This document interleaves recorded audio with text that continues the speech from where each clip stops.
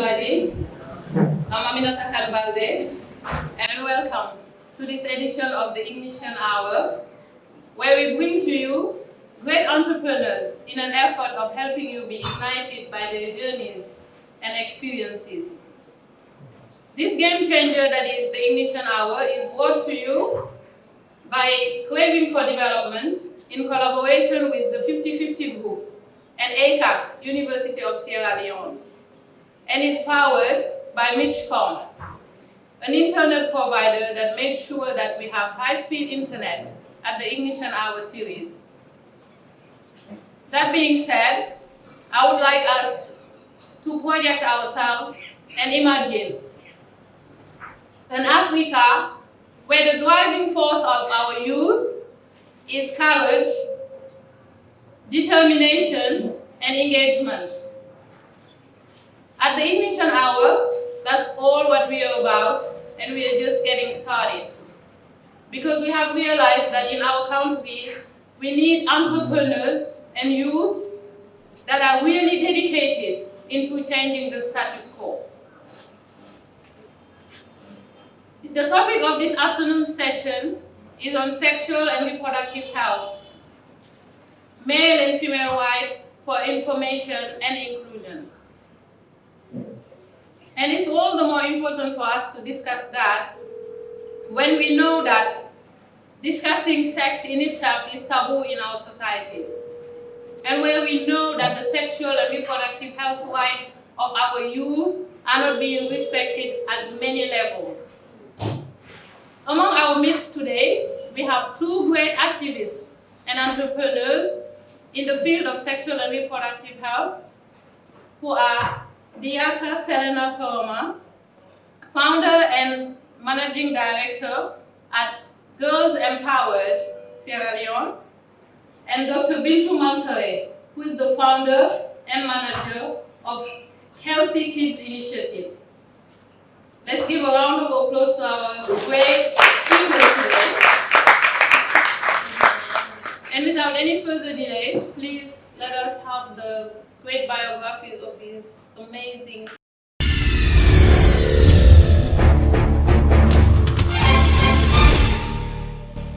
Dr. Bindu Mansare is a pediatric doctor at the King Harman Road Hospital and the founder and director of the Healthy Kids Initiative. She attended the College of Medicine and Allied Health Sciences in Sierra Leone, where she graduated with a Bachelor in Medicine and Bachelor in Surgery in 2013. Bindu is very passionate about the health of children in Sierra Leone. She thus completed her master's in tropical pediatrics at the Liverpool School of Tropical Medicine in the UK, where she graduated with distinction. She immediately returned home to start the Healthy Kids Initiative to help change the dismal health statistics of children in Sierra Leone. She is the consulting doctor for the Rainbow Initiative and the consultation hub lead for West Africa in the UK Collaborative for Development Research on Safeguarding. Acela Nakayama is a brilliant, vibrant social entrepreneur and a holder of a Bachelor in Social Science degree from Furabey College. She is a passionate activist involved in advocacy for women and girls. Her dream is to empower less privileged women and young girls and help them realize their potentials in a society where succeeding as a woman is by chance. She mentors girls on gender-based violence, sexual and reproductive health issues, and works with communities through community educational programs on the rights of women and the girl child. She is the founder of Girls Empowered Sierra Leone, a non-profit organization that stands against female genital mutilation, early and enforced child marriage, and all forms of violence against women and girls in Sierra Leone. Girls Empowered is a social enterprise that takes up business ventures in order to work towards achieving their goals and objectives. DIACA partners with individuals and organizations as well as engage with stakeholders and decision makers to ensure that the biggest challenge to womanhood in Sierra Leone, female genital mutilation, is eradicated and pronounced illegal. DIACA believes that education, not knives and blades, empowers girls, and that the future belongs to us women. kids, but I would also like you to walk us through what you do at Healthy Kids Initiative, please. Hello everyone, thank you Aminata for having me. So, if I want to talk about the Healthy Kids, I have to talk about various things that I do and how it fits into it. The Healthy Kids Initiative was born out of the fact that we have very, very bad health indices when it comes to kids in our country. Their health rights, the access they have to health care, and even though we all know we have the free health care in the country, our kids keep dying. They keep dying at birth, they keep dying before they're 5, they keep dying even as adolescents. So it's about what I can do, how I can use my own expertise, my experience, my education to just reduce these deaths by a little bit, even if it's just 1 or 2 I can prevent from dying. So I work at the Kinhaman Maternal and Child Health Center, where I mostly see children. So that's using my education that I have. And also we raise funds in the Healthy Kids Initiative to help children with costs in the hospital, because a lot of them can't afford a lot of things. And even though we know we have the free health education and free health care, there's still a lot of things that they need and it's just not available. And we also do school interventions, because I believe taking education to kids, we still think in Sierra Leone we're like, oh, you're a kid, you don't know anything, but they actually do know a lot, especially when it comes to their health. And we also have kids that are secondary caregivers. For example, a child that is 10 or 11 or 12 helps take care of their younger ones at home. So telling them simple things about when to go to the hospital, if your younger sibling has diarrhea, what to do if you're alone with a child that is sick at home. So simple things like this we also do and say in school. And also because I work with the Rainbow Initiative, we also conduct seminars and outreach and awareness raising on child sexual abuse. Thank you so much for that. Diaka, can we know more of what you do at Girls Empowered? Okay. I was supposed to write my dissertation at the Fube College, and I have no idea how I came about my topic, which was Bindu Society, a pathway to gender inequality, human rights violation, and child abuse in Sierra Leone. I presented the topic to my lecturer, and he straight off told me that I am not supposed to write about a topic like that. And I asked him why. He said, well, women like you, once you have had little or no information or education, you feel you know everything. You feel that you can talk against a society that has existed way before you were even born. So we all know how that is if you're a university student in here. I went ahead, I said, well, I'm going to write about it. And he said, okay, I will still supervise you. At the end of the day, long story short, I failed it. Yes, so I was left, for me, before writing that dissertation, I had no idea what FGM meant, female genital mutilation or cutting. All what I know about is that in the Bindu society, they will take something from you that you will never get back. So after discovering, what I typed online was Bindu society, and then FGM came all around. Then I saw that this is the main reason why girls are initiated in the Bindu society. So I went ahead, I said, I have information with me now, and what's more important is what I do with this information. So I said, you know what, let them hold the degree for now. I will go about and, follow this passion, follow this path that God has put me in.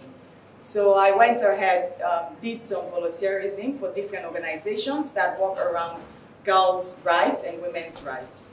And eventually, I ended up opening Girls Empowered. So that was how Girls Empowered came about. So Girls Empowered is a social enterprise that advocates against all forms of violence. So we advocate against female genital mutilation, child marriage, rape, anything that violates the rights of women and girls, we advocate against. Great, thank you for advocating for that. So for both of you, I would like, before we go any further, to try and set the decor and talk about the situation of sexual and reproductive rights of male and female youth in Sierra Leone. Can we just have a broad picture of what the situation of the sexual reproductive health is here? Well, I can't say we don't have it right, which, well, we don't, but I want to hope that we're trying. There are organizations that help, like Mary Stopes International. Basically, sexual and reproductive health and rights of young people simply means that this is my body. I have to determine what happens to my body. Simple. Yeah. Whether it has to do with sex, whether it has to do with how many kids I have, when I want to have kids, if I don't want to have kids, whether it has to do with somebody touching me, somebody having sex with me. It's just the fact that this is my body. It is mine. I can dictate what happens to it.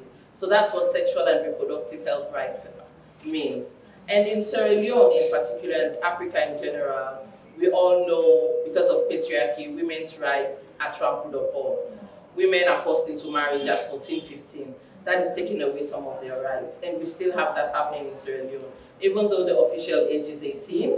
But in the villages, we know that they have their own cultural and their own laws, and girls are still getting married at 15, 16, which is wrong. And we also know this drive for children, especially male children, also puts women at risk. Wherein men tell them, you have to give me a male child, you have to give me a male child. There was this instance that keeps, that I'll never forget about. I was at the PCMH, that we normally call cottage, and they had this woman who came in labor, and the nurses were like, doctor, this woman don't come in, they bono. And by the time I was actually trying to wear my gloves and examine, the baby was coming out, and it was so fast. So I didn't even take any history on it or anything until the baby was out. So, and when I took the history, she's like, we delivered a bouncing baby boy, as they say. And this was her 11th child. She's had 10 girls, and she finally had the boy that she was looking for. And I asked her, are all your girls alive? She's like, yes, but I have to give my husband a son. So even though it can be fatal, women still don't have that autonomy. And then we know about the abortion laws in our country. Abortion is illegal. So our country, our laws, our men are telling us that if you get pregnant, you have to have an abortion. So all of these rights we don't have. Our girls don't have access to free sexual health services. Our girls don't have access to information. Our girls don't have access to even terminate pregnancies they don't want. And obviously our girls are being sexually abused by men who think, I can have sex with you just because I want to. So all of this means that obviously our girls and our women's sexual and reproductive rights are basically practically non-existent. Exactly, yes. I think we can give credits to organizations and activists who, at least we have come to the point where we have, broke the taboo, because before, to talk about our sexual reproductive health rights, it's so difficult. I just want to ask a question here. For the ladies, how many of you has actually taken the time out to take a mirror and look at your vagina? Like, study it. Just look at how it's beautifully made, You do? Good. Can I just see your hands if you are comfortable enough like that? And the men also. I know yours is visible. This is the thing. We need to know. We need to feel comfortable when we talk about our bodies. We need to explore our bodies, because if you do not study your body, you're not comfortable to talk about your body, especially as parents. If we don't talk to our kids about their sexual reproductive health, then we all know that one way or the other, that schoolboy or that sugar daddy will be the one to give them the information. So if we are comfortable enough to know ourselves, then I believe that we can be in the position where we can give our kids first-hand information. So we have the current situation in Sierra Leone, like for the rape case. People say that the rape cases has increased, but I believe that it's because of the work of activist organizations, because of how they have been raising awareness. This is why we're having people coming out now and saying that, yes, I was raped 10 years ago, 5 years ago, 3 months ago, 1 month ago. So at least I'm grateful for the fact that we can be able to sit in a platform like this as women and discuss these issues, and also at some point have the attention of our government. Even though we have a random 1-month declaration against, state of emergency against rape, but it's still not a solution. We need to have more young people. We need to have survivors. We need to have, you don't have to be raped to talk about rape or to advocate against rape. You don't have to wait until your daughter or your sister is being raped before you can talk about it. It is each and every one of us here our responsibility. So imagine just all of us in this room, just go on our social media and post something against rape. You will be shocked to know that one way or the other you have created a change. Just, that shift in the mindset, because that is what you need in someone else's life. You don't know who will be looking up to you. So again, we have activists, we have organizations like Mary Stopes, Aberdeen Women Center, who bring out these issues that they receive in their hospitals. You made a great point when you talking about rape, because what I have seen along the years is anytime a girl talks about FGM, even in class, your teacher will ask you, "Are you genitally mutilated?" Yeah. Yes. Which is not the question, because you talking about something that is that has to do with human rights, female rights, But then when you talk about rape too, the same way, people look at you in a weird way. Or maybe she was raped, because we all know that the one who's raped is not the victim. Mm-hmm. Not the victim, but she is the reason why she was raped in our societies. That's what we always think. So it's so true about what you said, because when you said that you don't need to be raped for you to talk about rape, it just needs to be something that gets you out of your normal feelings, for you to just raise your voice and talk about that thing that is so awkward and so unhuman. So something that I would like us to clarify is, when in need of those informations, where do young people need to turn in? Do many stops and the other organizations give Mary Stopes, Aberdeen Women's, basically all gynecology and obstetrics offices are supposed to give the information. The Kihama Road Center, we are thinking of setting up an adolescent clinic, so that would also be an amazing resource when it gets off the ground. So we need organizations and institutions to do things like this, so that you can just walk in. A 10, 11, 13, 15-year-old can just walk into a center, can just walk into a facility and ask anybody they meet, okay, I don't like the way I'm feeling, or I'm being pressured to have sex, what do I do, what information do I need? Because we know in our homes, most of our parents don't talk about it. I was born to an educated mother and an educated father, but I can't remember us ever having discussions about sex. I'm currently married with 2 kids and I can't talk about sex with my mom. So that is the kind of tradition we live in and the culture that we're raised in.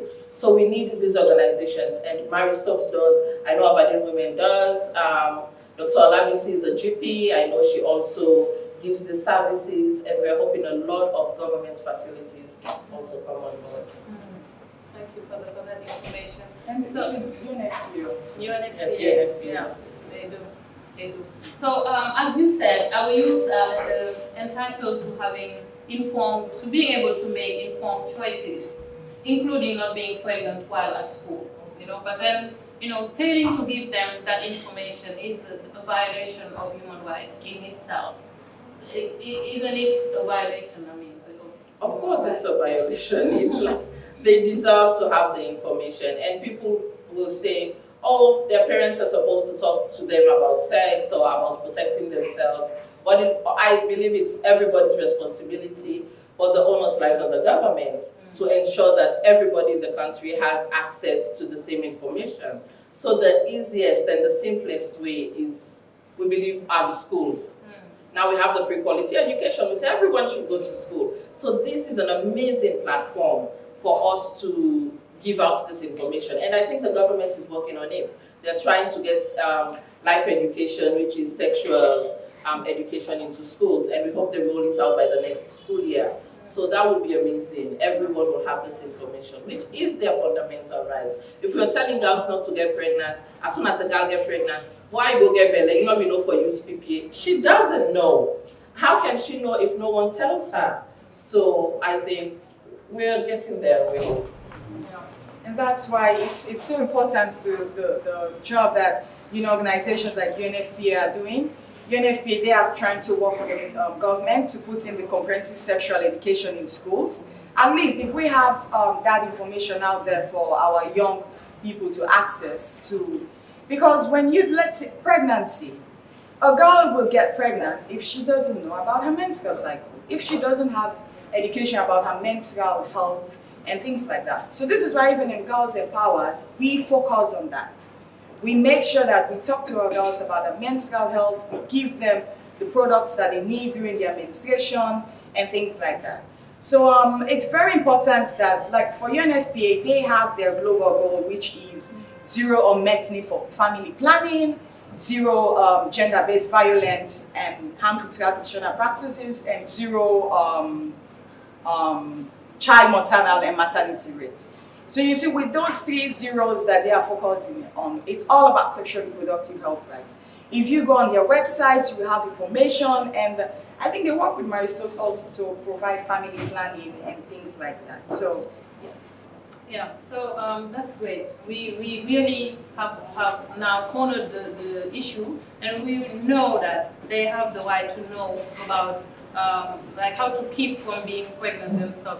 But then the same institutions that fail to give them the information are the ones that kick them out of school when they become pregnant, and we are still into the violation of their human rights, So you also mentioned the fact that parents consider discussion around sex taboo. Then, like as a parent, I'm just wondering, like if I don't trust myself to give my own kids the information that they need, then who else should I give it except the institutions, the schools? So how can it be, because I know for the time being it's not being done. We don't have that education, sexual education in school. How can it be structured around those institutions? Well, first of all, they have to lift the pregnancy ban. I love the fact that you talked briefly about the pregnancy ban, and everybody has their own stance on it. I believe girls should be in school, irrespective of pregnancy. And when you talk about it, because it's their fundamental rights to education, whatever education they're getting in schools, they should be there. And you get arguments around, oh, if they go to school, then the others in the class will get pregnant. Pregnancy is not contagious, so let's move on from that. But it's also about them being in school. And when you talk, they think that, oh, this is what other countries in the West do. But African countries are also coming on board. They are telling their pregnant girls to go to school. Human Rights Watch actually said out of our 54 countries in the continent, 27 have laws that allow pregnant girls to go to school. So this is something we can do. This is not something that only the white man does. This is something our African people are doing. And some people say, okay, they can't go to school with their colleagues and their age mates. They can go to their own schools. That is segregation. Actually, other countries are banning it. Countries like Mozambique, where pregnant girls were only going to school at night. Why? You're punishing them over and over again. And what is the crime? For having sex. So you see people say, oh, a 16-year-old or a 17-year-old should not go to school when they're pregnant. But probably when you were 16 or 17, you were having sex. You were just lucky you did not get pregnant. So it's not any other extraordinary sex.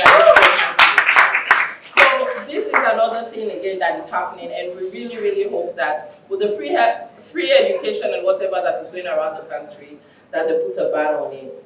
So the structures that can be put in place is, I think the free education was an amazing platform to get all of this right. Because again, they were talking about school health clinics. I don't know if anyone has heard about it. When I was going to school, at the annual school, we had a school nurse. I was always going there for my headaches, and when I want to leave class, I'm like, oh, I have a headache. So I always remember that we had a school nurse. So this school health nurse would be an amazing resource so that they can have their sexual and reproductive health education from the nurse. They can go there for their menstrual questions. They can go there for contraceptives. It's actually in the school. And pregnant girls can also go there for their vitamins, for their water, if they need to rest. Because men are actually telling us about pregnancies, which is amazing. Oh, pregnant women can't go to school. But I'm like, you're a guy. How are you going? Anyway, so but all this all this what you're saying makes me believe that sexual and reproductive health has to do with girls. Because both of you are talking about menstrual hygiene. Okay. So we are very it sorry. is all about girls. No, it also obviously includes men, and we're going to include the boys in this conversation as well. Because we are talking about girls, because when girls get pregnant, when the girls are punished, the boys continue with their education, the boys go to college, the boys finish university, and they don't want that girl that impregnated at Form 3 that dropped out of school. So that is why we are focusing on the girls, because society is focusing on them. But also, yes, because at the end of the day, if we only give or provide information to girls, then it is the boys who pregnate them. And again, like Bindu was mentioning, women and girls are always punished when even our rights were violated in the first place. So Sierra Leone, we know that. So our law in Sierra Leone, to have sex with a girl below 18, that is an abuse. It's sexual abuse, plain blank. So we have a government who always pays attention to the problem instead of what are the causes, what actually led us to this point, And it's not only, you will be surprised that it's not only the schoolboys here. We have the sugar daddies. They're big men, that give these girls gifts, and teachers, thank you. We have even female teachers who abuse these girls, in school. So we need to make sure, our government needs to make sure that they pay attention to the law and make sure that we implement our laws and enforce them. The laws are there. We have all the laws, like to protect the rights of a child in Sierra Leone, the laws that we have, the international conventions, our own laws, they are enough. We don't need any more law. Well, we just need to add FGM and then we are good. But at this point, we need to make sure that we look at our law and enforce them. And let us know that when it comes to rape, we should have no negotiation about that. Whether it is that minister that raped that girl, he should face the law at the end of the day. So, again, we need to have our government, we need to have people or leaders who are bold enough, who take the rights of the girl as a serious issue instead of trivializing it. I saw recently India passed a law that if you have sex with, or if you married a girl, I think it's also child abuse. They ruled that as part of their law. So you see, if we have laws like that, in Sierra Leone, we have the current situation where every day we hear a 50-year-old man raping a 3-year-old girl. It's like they are fighting us. They are not listening. Like, they feel like we're coming for them, as if we're attacking them. So I don't know if it is the way how the messages are passed out, the way how, our leaders are trivializing the whole issue, so society sees it as if it's nothing to pay attention to. I remember when we had the first Hands Off Our Girls campaign, it was on a Sunday, I went to supermarkets to get something, and these men were in there watching the news and saying, when they were saying hands off our girls, they were saying hands off our pockets. Like, it's a joke. It's a joke for them. They don't see us serious. They don't see it as if we are fighting for something that is a fundamental human right. If my girl wears a short skirt and walk around the street, she's supposed to do that. That's her right. If I wear something short and go to work, I don't believe that I should have, my employer abusing me at the end of the day. We saw the Minister of Education, the former Minister of Education, he said it in front of me, that sometimes women are to be blamed for being raped, because they provoke the men because of what they wear. So tell me, if we have a leader like that, occupying a seat like that, saying something like that, it's, the young people who are looking up to them will say that. They also will look after him and follow his suit. So we need to pay attention to what we say and how we say it and the actions that we take in the name of protecting the rights of women and girls. Yeah, that's super great, simply. And that's the reason why I even talked about the boys being brought into the strategy that we have to put in place for sexual and reproductive health rights of young people to become a reality. and that's where I love the campaign that UNDP has put in place, the He for She campaign. Yeah. I do believe that for this to become a reality, men should be the ones who, instead of sitting there and saying, hands off our pockets, will be leading the fight against gender-based violence, against FGM, and against all sorts of violences. This is such an incredible topic and incredible speakers who are here with us this afternoon. But we have to take a short break, visit one of our stands, and come back. Okay, so I do hope you're enjoying the conversation. Are we enjoying the conversation? Learning a lot, quite interesting, right? Yes, well, more to follow. We do have our final vendor for today, and this is Ankara by Dex. This is the lovely lady, Ms. Dusu Mansaye. She's the owner of this business, and she will tell you more about her business. Good afternoon, everybody. I'm Dusu Mansaye, and I'm the founder and the owner of Ankara by Dex. So Ankara by Dex is the clothing line that is involved in designing African dresses using our local materials. That is our batik, our gara, our country clothes, and we're using African prints. That is the fabrics that you see presently to design trending style, trending dresses for both offices, casual, or party occasions. So we're located at the eastern part of Freetown. That is our Wellington, 412 Bible Road by Melon State. You can shop with us through our Facebook page, Ankara by Dex, through Instagram, Ankara by Dex as well. We do delivery for free for now within Freetown. So you can be wherever you are, see something online, links through Facebook or Instagram. Just message us, tell us you need it, and we can drop it wherever you are within Freetown. It costs nothing. It's for free. Delivery, I mean, for free. So yeah, you can shop with us. You can shop with us whenever you want to. Our lines, our phone numbers are on Facebook and as well as Instagram. You can call us anywhere. We can meet you wherever you are, and we sell out to you. We bring you varieties of options. You choose them. You can shop instant wherever you are. So yeah, thank you so much. Okay, that's any interesting initiative right there. So free delivery wherever you're within Freetown, and of course, it's free delivery, not free items.